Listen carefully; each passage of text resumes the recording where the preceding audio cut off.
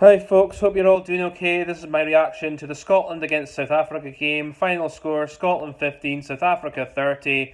And I just feel totally deflated after watching that. It's not an anger thing. When I look at our performance today, apart from our discipline and a moment where we lost three lineouts in a row, and maybe one or two other things as well, especially in relation to the first Springbok try, I don't think there was an awful lot else we could have. I'm going to say I don't think there was an awful lot else we could have really done today. South Africa were just very good. They just showed the power of their pack and how they just beat teams, and also their kicking high up in the air, which just got better as the match went on. I think to a point we can consider ourselves lucky that we were 10-8 up at half time, considering how much pressure South Africa were putting on us in the first 20 minutes. And they only came away with 8 points, and then we managed to get a 10-8 lead. We'll go through that first half. South Africa, they were on top of us, but they kept going for the corner with their penalties, and they wasted all their opportunities. And we then got an opportunity and got our first points on the board with a brilliant break from Duhan van der Merwe, who had an excellent game today. And then it set up the chance for Finn Russell to put us 3-0 in front. Then South Africa, after blowing their opportunities, put it back to 3 each when they did get the penalty again, and a chance to take the points. And then they scored a try after some periods of broken play. It went out to Mapimpi, who skinned Rufus McLean on the outside. Stuart Hogg was already up in the line and struggling to get back into his position. It just left Mapimpi with an open field in front of him just to go and run in and score the try. I thought Rufus McLean could have done better there, because I think we were going for the drift defence and he was a bit out of sync with the drift, and it allowed Mapimpi to catch him on the outside and then just go in and score. And as we know with Mapimpi, he's a lethal try scorer, and you give him an inch, he can take a mile. And then we scored a very good try ourselves. When I was begging Finn Russell not to kick it out to the wing, he did. It found Duhan van der Merwe. He passed it inside to Sam Skinner, and then Chris Harris was that combination. Then it went back to Van der Merwe. Van der Merwe passed inside to Ali Price. Ali Price, the ball was knocked down by Janchez. Stuart Hogg got the ball and went in to score the try. I might have got the detail a little bit wrong there, so pardon me, but it was a very well worked try, and it put us in the lead 10-8, even though I think we should have been 13-8, because Finn Russell should have kicked that penalty just before half time when Vincent Koch was caught on the wrong side of a breakdown, even though I think that penalty was a bit harsh, because Koch had made the tackle. He tried to roll away, but he was you could argue, a split second too slow, but Angus Gardner picked him up on it.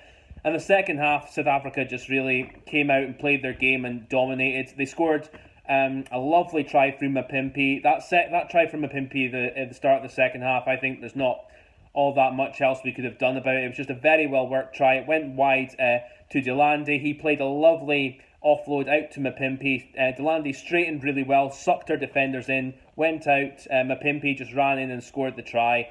And then South Africa just, as I said, just wore us down, like pummeling us up front, kicking up into the air, targeting us under the high ball. The execution of their kicks was very good, to be fair. And then they just got penalties off it, went to 21-10 up, and then we got our chances. The momentum looked like it was starting to swing back towards us.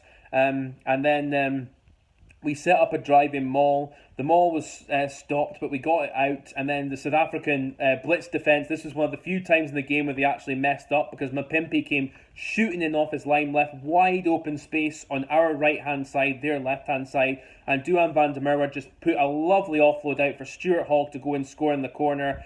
Finn Russell missed the conversion, which he really should have got by his standards, but it was a lovely try to get us back into the game. And then we looked like we had some momentum and we're getting places. It sort of swung back and forth for a wee bit after that, but then we looked like we were getting the front foot, and then we messed up 3 lineouts in a row, which allows South Africa to clear their lines, get up the field, and then the rest of the game they really just owned us, did the Springboks.